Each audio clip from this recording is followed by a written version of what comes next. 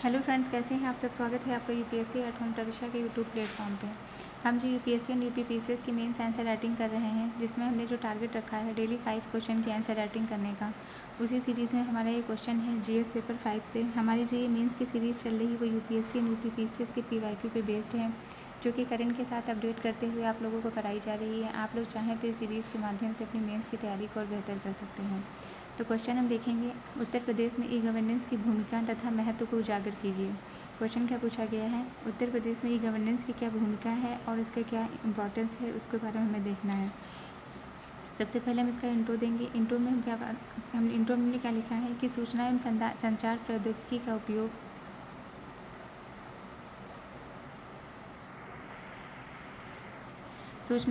प्रौद्योगिकी का उपयोग करके सरकारी सेवाओं को पारदर्शी, उत्तरदायी या दक्ष सुलभ बनाना। भारत सरकार की डिजिटल इंडिया पहल के अंतर्गत उत्तर प्रदेश ने भी ई गवर्नेंस के माध्यम से प्रशासनिक सुधार की दिशा में उल्लेखनीय पहल की है। ई गवर्नेंस का तात्पर्य क्या है? सूचना एवं संचार प्रौद्योगिकी का उपयोग करके सरकारी सेवाओं को पारदर्शी बनाना, उत्तरदायी बनाना और सुलभ बनाना। भारत सरकार की डिजिटल इंडिया जो पहल है, उसके अंतर्गत उत्तर प्रदेश ने ई गवर्नेंस के माध्यम से प्रशासनिक सुधार की दिशा में उल्लेखनीय पहल की है। उत्तर प्रदेश में ई गवर्नेंस की भूमिका क्या है? इसके अंतर्गत जो पहला पॉइंट आता है वह क्या है? सेवाओं की सुगमता और पारदर्शिता। ई डिस्ट्रिक्ट पोर्टल, जन सुनवाई पोर्टल। ई डिस्ट्रिक्ट पोर्टल क्या है? जाति, निवास, आय प्रमाण पत्र आदि की ऑनलाइन सुविधा प्रोवाइड करता है ये। और जन सुनवाई पोर्टल नागरिकों को शिकायत दर्ज कराने व ट्रैक करने की सुविधा देता है। फिर नेक्स्ट पॉइंट क्या है? प्रशासनिक दक्षता में वृद्धि। ई ऑफिस प्रणाली, मानव संसाधन प्रबंधन। ई ऑफिस प्रणाली से फाइल निपटान में तेजी और ट्रैकिंग आसान हुई है।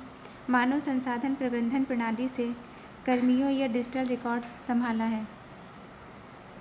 नेक्स्ट पॉइंट क्या है? ग्रामीण क्षेत्रों को जोड़ना। सीएससी कॉमन सर्विस सेंटर, खेत खलिहान मोबाइल ऐप।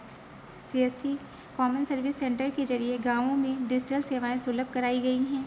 खेत खलिहान मोबाइल ऐप से किसानों को सहायता और योजनाओं की जानकारी प्रदान की गई है। नेक्स्ट पॉइंट क्या है? शिक्षा व स्वास्थ्य में सुधार। दीक्षा और ई पाठशाला, ई संजीवनी टेलीमेडिसिन सेवा। दीक्षा और ई पाठशाला जैसे प्लेटफॉर्म ने ऑनलाइन शिक्षा की पहुंच सुनिश्चित की है।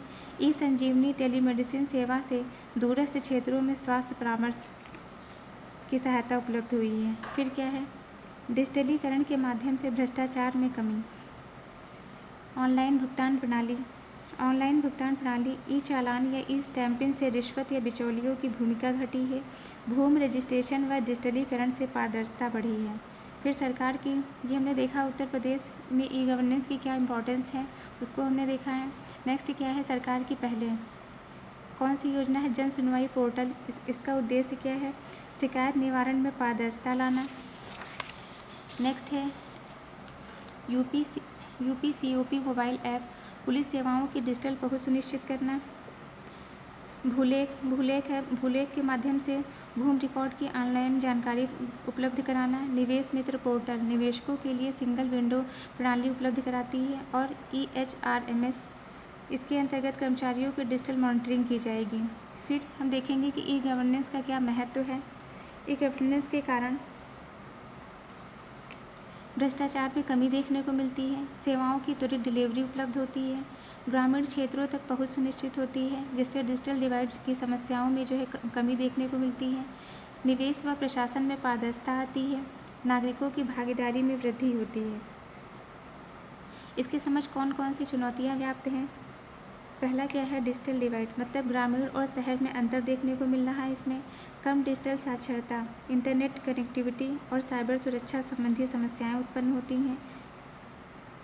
तो ये हमने जो ई गवर्नेंस के महत्व और इसकी चुनौतियों को देख लिया। अब हम इसका कंक्लूजन देखेंगे। अतः निष्कर्षतः यह कहा जा सकता है कि उत्तर प्रदेश में ई गवर्नेंस ने प्रशासन को जन केंद्रित, पारदर्शी व प्रभावी बनाने की दिशा में ठोस कदम उठाए हैं, लेकिन सार्वभौमिक पहुंच, डिजिटल साक्षरता और साइबर सुरक्षा के मोर्चे पर अभी भी और प्रयास आवश्यक है। तो ये हमारा क्वेश्चन कंप्लीट होता है, जो कि हमने लिया था जीएस पेपर 5 से। आप लोगों को हमारी जो मेंस की सीरीज़ चल रही है कैसी लग रही है, हमारे कमेंट सेक्शन में ज़रूर बताइए।